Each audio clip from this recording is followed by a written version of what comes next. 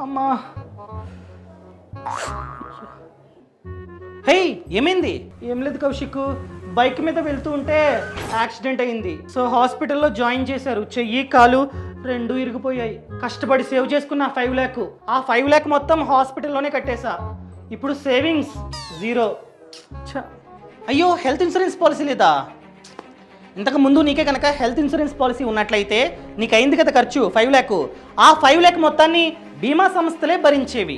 చాలా companies basic ప్లాన్తో పాటు యాక్సిడెంట్ కవరేజ్ని కూడా ఆఫర్ చేస్తూ ఉంటాయి. మనమే కనుక పాలసీ తీసుకున్న తర్వాత ఏదైనా కారణం చేత like accident, surgery, operation, BP, sugar, corona ఏదో ఒక కారణం చేత 24 hours కన్నా ఎక్కువసేపు హాస్పిటల్లో అడ్మిట్ అయినట్లయితే హాస్పిటల్లో నీకు ఎంతైతే ఖర్చు అవుతుందో ఆ ఖర్చు మొత్తాన్ని ఈ బీమా సంస్థలే భరిస్తాయి.